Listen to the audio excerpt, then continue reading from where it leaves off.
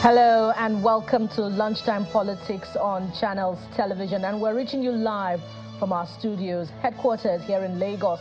I am Bukola Koka. First, our top stories. As another petrol pump price hike looms, the national president of the Natural Oil and Gas Suppliers Association is appealing to the federal government to fix the nation's refineries to address the rising prices of products. The Labour Party leadership tussle deepens as Court of Appeal affirms Julius Aburi as party's national chairman. And River State House of Assembly to confer honor on 3 indigents of the state for distinguishing themselves at home and abroad.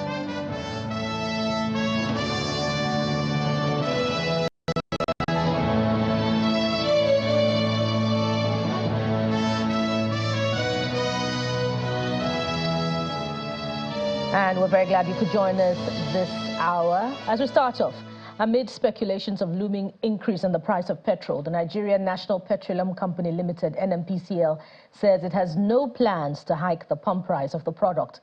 There's been widespread concerns that there was an impending increase in the pump price of petrol following the increase in the price of crude oil in the international market and the continued weakening of the naira against the dollar. But the company, in a short message posted on microblogging site X, said, "Dear esteemed customers, we at NNPCL value your patronage, and we do not have the intention to increase our PMS pump prices as widely speculated." Some oil marketers had on Sunday indicated that the cost of petrol would rise to between 680 and 720 naira per litre in the coming weeks, should the dollar continue to trade between 910 to 950 naira at the parallel market. Meanwhile, the national president of the Natural Oil and Gas Suppliers Association of Nigeria, Mr. Benneth Okori, is appealing to the federal government to fix the nation's refineries to address the rising prices of petroleum products. Mr. Okori also calls for the government's intervention over the increase in foreign exchange, which he says is responsible for the hike in the price of petroleum products. He was speaking at a news conference in Abuja. There's a need that Nigeria deploy what they call serious. Let me use this example. We have engineers, good engineers, qualified engineers. Get them together. Let them go to this refinery. For how many years now we'll be talking about the refinery. Let them go there and check. It's woman being that built these refineries. And we have these people in Nigerians. They're all Nigerians. We have them. They can go there and fix it. There's nothing wrong. Show them the problem. Even though we know it's old, they can fix it. I believe Nigerians engineers can fix it. We have machines in Nigeria that can assist them to get local listing and fix that place. Instead of us depending on foreigners. Every time, billions of naira spent, billions for how many years now, on one refinery. Look at what it's doing to us today. Yes, we removed subsidy before that refinery. This is the problem we're facing today because of that refinery is not there. If it's there, at least it will assist us. Somebody who is trading with 100 million naira, you're buying 1 million litre of AGO or PMS in a month to sell. Now, with 100 million naira, you can only buy 150 or 120, and you do the same expenses when you are buying it, when you are spending 100 million naira. The same expenses, the same amount, double it. So who will control? No? On their own, they will close. You don't need to tell them to close. And in what may be a subtle warning, the leadership of the Nigeria Labour Congress, NLC, says it will embark on a nationwide indefinite strike should the federal government allow another hike in the price of petrol amid the ongoing negotiation with the government. President of the NLC, Mr. Joe Ajaero, gave the indication on Monday in Abuja during a meeting of the African Alliance of Trade Unions executives. The meeting, which had in attendance labor executives from Ghana, Kenya, Senegal and South Africa, also advised the ECOWAS leadership against the plans to deploy the military to Niger Republic to restore democratic order. Forever for the union. Nigerian Labour Congress, NLC, is hosting this meeting with executives of trade union congresses from Kenya, Ghana, Senegal, and South Africa in Abuja to strengthen the alliance on the push for workers' welfare across the continent. To ensure that African nations are free. In his welcome remarks, the host highlights the various challenges confronting workers in Nigeria, including an ever-rising inflation that has eroded the value of the minimum wage in Nigeria. The NLC president also warns against further increase in the price of petrol. As we are here now, they are contemplating increasing the pump price of petroleum products. And the Minister of Labour for some time now will only go to Minister of Justice to come up with a so-called injunction to hold the hands of labor, not to respond. But let me say this. Nigerian workers will not give any notice if we have not addressed the consequences of the last two increases and we wake up from our sleep to hear that they have tampered with it again, prices. Meanwhile, the president of the Congress of South African Trade Unions is advocating the need for a stronger alliance among trade unions in the continent to fight for improved workers' welfare. The issues of unemployment, inadequate wages, lack of social protection, and gender inequalities, these are battles we collectively wage in various contexts. So the African Trade Union Alliance, as we sit here today, we serve as a powerful vehicle for collective action, for fostering a spirit of unity that transcends borders. Away from the issues of workers' welfare, the labor leaders also speak on the political situation in the Republic of Niger, advising ECOWAS and African Union leaders to jettison the thoughts of military intervention. We are also keeping a close watch on the developments in Niger and are very unhappy with the kind of intimations that have been coming from our leaders within ECOWAS about military intervention. So we urge our African political leaders to be wise,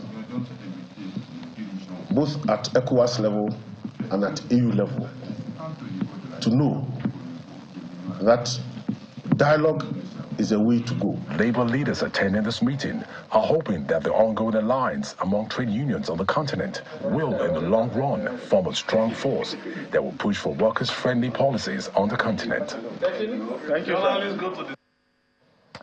And now for more on that gnawing concern on the possible planned increase in the pump price of petrol and sundry issues, I have joining me Mr. Emeka Osuji. Mr. Emeka Osuji is a legal practitioner with specialization in the oil and gas field. We're glad you could join us on Lunchtime Politics this afternoon. Good afternoon. Thank you very much for having me. Yes, let's start with, what seems to be the most recent. I wonder if you've been, going around your apps on your phone and visited X Street, what used to be known as Twitter, and seeing that post by the NNPCL that it has no plans to increase the pump price of petrol. How reassuring is that? Well, thank you very much. To some extent, it's reassuring, but like you said, no plans at the moment to increase the pump price. But I think the most important thing for us to realize is that we need to sort of keep with the tempo of where things are economically. And where things are, we've gotten to the stage where the subsidies have been removed. So to a large extent, if not 100%, prices of supply of critical items will be determined by the market. So it's possible that NNPC, and we must also be aware that NNPC, for example, has now become incorporated as a private company that operates like other private entities. So NNPC will be governed by the rules of the market. So there's only so much or such an extent to which NNPC can perhaps say that they will not increase prices. If the fundamentals of the market demands that prices will go up, then ultimately we need to prepare ourselves for prices going up in the future. No, but given that, when we, recall that during the last increase, it was the NNPCL that made the announcement, and many have frowned at that, following the privatization of the company and the regime of the Petroleum Industry Act, the NNPCL is not supposed to be announcing or taking responsibility for the pump price of petrol. So why do you think that is wielding that much control in that space still? The way I would put it is, I would not exactly say that NNPC fixed the prices. What I would say is that NNPC, as we know, plays a very critical, pivotal role in terms of the both upstream, midstream, and the downstream, and it's pretty much the greatest supplier for the downstream. So I think what might have happened at the time would have been that the NNPC, and pretty much even under the laws, is the supplier of last resort to the government. So I think NNPC announced first. But it's not necessarily the case that NNPC fixed the price. For those of us who understand how the pricing is fixed and the pricing template, there are various things that come into the pricing. So I'm not sure NNPC fixed the price. I'm sure that NNPC announced first, but not necessarily the case that NNPC fixed the pricing, because other, suppliers in the market also have the prices that we are selling. And you know, for example, the prices in the north is separate from what you have in the southwest, for example, and what you have in the southeast, for example. So NNPC didn't fix the price. They announced the price at which they were selling, and they announced it first. Now, even though the NNPC has clarified that it has no plans to increase at the moment, what about other independent marketers who are faced with the realities in the international market and the weakening of the naira against the dollar? What options do they have, given that they have to do business in that very limiting climate? Unfortunately, that's now the hard discussions that we need to have, both on the sides of the population on this side and the government on the side. Again, as I said, this tone has already been set. We are now sort of been driven by the fundamentals of the market. So inexorably, for example, if dollars continues to go up, right, to the extent to which the dollar impute is one of the components of the pricing that comes in, the landing costs will be impacted, even the shipping costs for the products will be impacted, then it's almost inevitable that at some point the prices will go up. If the dollar falls, then the prices again might fall. And remember again that the refineries who produce these things, remember we are importing these things. So all that comes into the mix. So it's difficult for anybody to assure anybody now that the independent marketers will keep prices at a certain point. We are likely to continue to witness fluctuations for the next couple of months. Well, many have said that even though the price of dollar may fall or the price of crude may fall, it's unlikely that anything will have its price go down in Nigeria. But let's look at the measures by the federal government now through the CBN to clamp down on what they describe as speculators of the foreign currency, the dollar. How far can that go, given that the structures on ground that is supposed to stabilize the price, the structures rather, are not on ground? Well, I think that's only, you would have long-term, enduring measures, then you could have what I call a quick fix. I think at the moment, that's a quick fix, because soon after the CBN sort of announced that the prices would sort of be floated, let me use that language loosely, we then began to see a rather dramatic increase in prices up to, we are seeing almost 950 or 955 last week. So that means the activities of certain persons in the market is most likely driving the prices. So yes, this is a quick fix to try to reduce, but it's just a quick fix. Ultimately, more fundamental steps need to be taken or addressed to address why the naira is so weak. This really is a function of the naira being weak.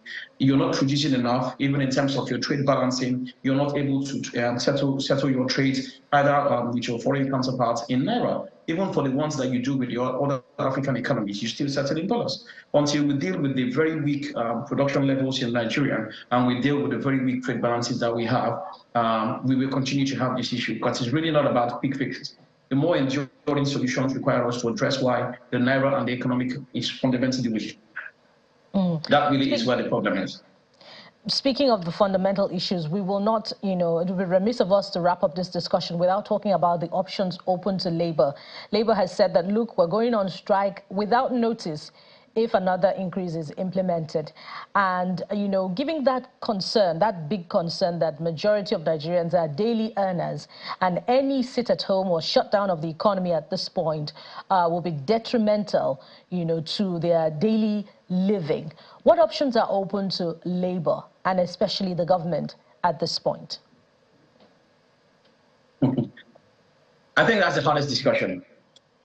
Let me just cut to the chase. The way I would say it is that, of course, the Labour and the government are diametrically opposite sides. One thinks that prices should come down, one thinks prices are going up. I think there should be a meeting in the middle of some sort. Labour needs to realize that now the economy is driven by the market, and that's clear. Maybe the government needs to be a bit more transparent in communicating and a bit more, regularly communicating with the Labour what's going on, so that people on the Labour side understand what's happening in the market. To the extent to which the refineries have not all been fixed, and to the extent to which the Dangote refinery, for example, is not on stream, that means you will continue to source your downstream products offshore. To the extent to which you're doing that, the rules of the market will apply and the prices will then impact. There's nothing we can do about it. Labour needs to see that point. So I think it's really about articulating what do we want. And the short measures, are there some sort of palliatives that could be rolled out, but I think it's merely superficial. The more critical thing is, let's have timelines. Where will the refineries come on stream? When will the Dangote refinery come on stream? What are other measures that government has in place and when will they come on stream? Then what exactly is government doing to arrest the downward spiral of the value of the naira? I think if government can speak to those things and then have timelines to them, then people can then begin to measure those timelines, and then there's an expectation. But I think it's foolhardy for anyone, including Labour, to expect that government will keep prices at a certain level. I think we've gone beyond that stage, at least with this administration. So we need to then move on from there. Indeed, Mr. Suji, the operative word in your closing remarks would be timelines for the deliverables, of those infrastructure that would resolve this permanently. We want to thank you very much for your time and contributions on Lunchtime Politics today. Thank you for joining us on Channel. Thank you very much. Mr. Emeka Osuji, all right, thank you. is a legal practitioner with specialization in the field of oil and gas. And still to come on Lunchtime Politics. In Abia State, the National Assembly Election Petition Tribunal has reserved judgment in the petition by the Labour Party candidate in the House of Representatives election for Bende federal constituency. We'll bring you details of this after this break. Stay with us.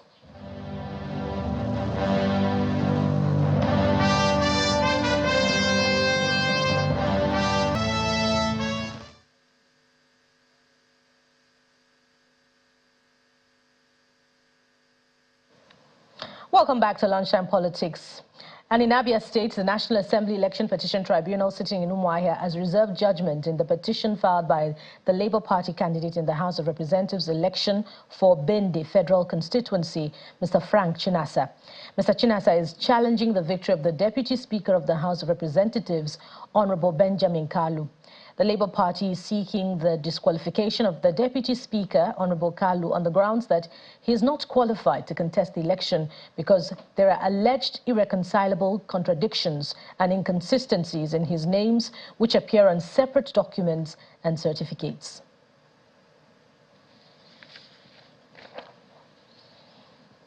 In the meantime, the Court of Appeal sitting in Benin City, Edo State capital, has affirmed Mr. Julius Aburi as the national chairman of the Labour Party. In the case of Mr. Lucky Shaibu versus Julius Aburi and 5 others, his lordships, Justice Teresa Abadwa, Fatima Omoro Akimbami, and Justice Sibyl Nwaka Bagi, in a unanimous decision, dismissed the appeal of the appellant. It will be recalled that one Lucky Shaibu, who claimed to be a member of the Labour Party and Ward 3 executive in Esa Northeast local government area of Edo State, had suspended Mr. Aburi as chairman of the party. In his lead judgment, Justice Teresa Abadwa affirmed the decision of the High Court of Edo State and held that one man cannot suspend the national chairman of Labour Party in line with Article 13 and 17 of the Constitution of the party, particularly when the appellant has been described by the party as unknown. The court unanimously nullified the earlier suspension and all actions taken against Mr. Aburi and the party arising from the purported suspension.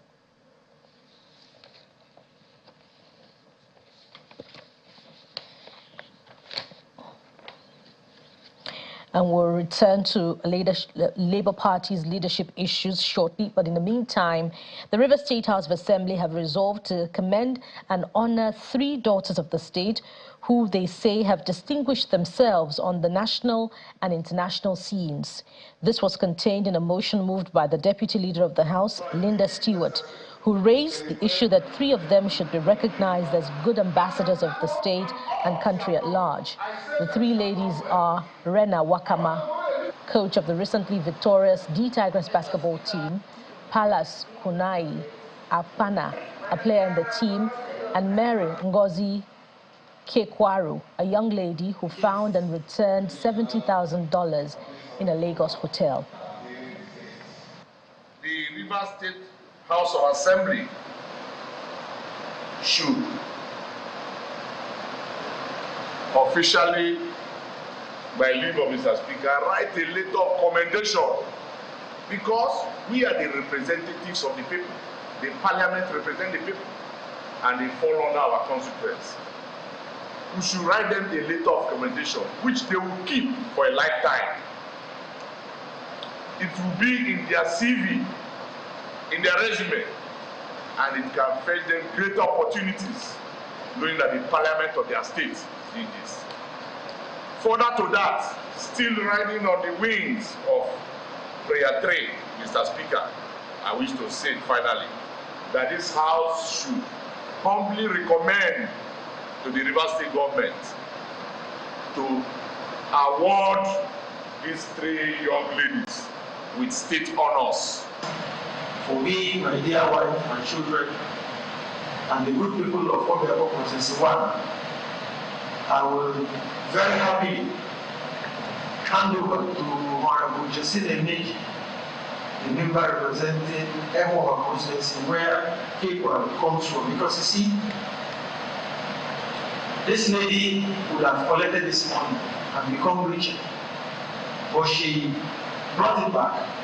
The way to encourage her and encourage others is to look for money and give to her. So, in addition to the commendation, I will donate my August salary to Ngozi Mary Kepa, and I will hand over the check to Honorable Justina Imeji. As soon as the Ministry of Finance pays me my salary for August, I will take 100% of that salary and give to you, and give to the lady. We'll now return to the leadership issues within the Labour Party, as I have joining me the Deputy National Secretary of the Labour Party, Mr. Monday Mawa. Mr. Mawa, thank you for joining us on Lunchtime Politics. It's a pleasure to be here, and good afternoon, viewers. A very good afternoon to you too. So immediately, what's your reaction to the appeal court judgment affirming Mr. Abure as national chairman of the party? No, I think that is a wrong position. The court didn't affirm Abure as the chairman of Labour Party. I was in the court when that judgment was read yesterday. The court only quashed the suspension of Abure by his word. Not that the court affirmed Abure as chairman of Labour Party. That is a wrong narrative. Now, what happened is this: if you have been following the issue of Labour Party carefully, what transpired yesterday, just like a man that has three rivers to cross. In other words, he has a pond, a stream, and an ocean to cross. And he just succeeded in crossing the pond. And that same man is celebrating that he has succeeded in crossing it. No, that is wrong. Now, Julius Abure was suspended by his word on the 31st of March 2023. And thereafter, the leadership of the party met as a result of his suspension and brought in an acting national chairman, who is person of Haji Lamido Apapa. Now, thereafter, the party looked at some of the criminal infraction from the police report indicting Julius Abure. And then the party decided to take a legal action against him and file a suit at the FCT High Court. And on the 5th of April 2023, the FCT High Court, in its wisdom, granted a restraining order, not just to Abure this time, restraining Abure, the secretary, that is Umar Farouk, the treasurer, that is Okpara, then the organizing secretary, one other name like that, restrained 4 of them from parading themselves or carrying out the duty of their office as a national officer of the party, pending the determination of the suit before the FCT High Court, which also borders on some element of criminality. So that one is a different thing entirely. So what happened in Benin is another of the court quashing the suspension of Abure by his word and has nothing to do with his restraining order by the FCT High Court. But Mr. Mawa, sorry, pardon me, Mr. Mawa, if the court quashed that suspension, by implication, doesn't it, if the court has quashed the suspension of Mr. Abure by the appellant, I believe Lucky Shaibu of that ward in Edo State, yes, doesn't it mean that, you know, you return to status quo, i.e. that he was, at the time when he was national chairman of the party? Isn't that what the court has ruled by extension? No, that is not. And that was why I started by saying the issue before Abure is more bigger than we are looking at it. Like it's is this your own interpretation? This is your own interpretation. No. I'm talking about the interpretation of the point of law. It's like a man having two issues, and one has been taken care of, and there is another. The issue in Benin is quite different from the issue before the FCT High Court, which border on some element of criminality. The issue in Benin has to do with his suspension by his word and has nothing to do with some element of a criminal infraction. Because as you may be aware, the police indicted him and 3 others that are contained in the suit before the FCT High Court. And as a result of that, the court looking at the thing, the matter before him, granted a restraining order against Abure. So what is in Benin is a separate thing from what is in Abuja. That one is merely on suspension by his word, the lowest part of an organ of the party. Now, before that, I want to quickly also tell you, apart from the restraining order by the court, on the 3rd of May this year, the NEC, which is the highest organ of the party, sitting in Bauchi, also suspended Abure and some other members of the party. And so that was what I was telling you. What has happened is like a man having 3 water to cross: a pond, a stream, an ocean. And he had just succeeded in passing through the pond, and he's celebrating without knowing that the stream is bigger than the pond, and that the ocean is also more deeper than even the stream. So there are bigger problems ahead of Abure. Yes, and you've made that point. Does this suggest that all other suits before other courts seeking the interpretation of, you know, the conflicting court orders giving some time back in April, does it mean that those suits remain, or have they been laid aside now? They remain. They remain. They remain. That is the point I'm trying to make to you. What happened in Benin is different from the one of Abuja. Abuja is talking about criminal infraction, while the Benin is talking about the suspension by his word. And the court said, oh, the word, you cannot suspend him as you have done. Though we also have some aspect that we disagree with that judgment, because his word did not suspend him as a national chairman of the party. Apparently, but rather, the word Mr. Mawa, him as a member. Yeah, apparently Mr. Mawa will have to create more time for a continuation of this discussion. I'm afraid we've totally run out of time on the program. We want to thank you very much for your time on the program. Mr. Monday Mawa is the Deputy National Secretary of the Labour Party. Thank you for joining us on Lunchtime Politics. It's a pleasure. And that's it on the program today. You have been served with today's edition of Lunchtime Politics. Thank you so much for joining us. We urge you to join us again, same time tomorrow, for another package.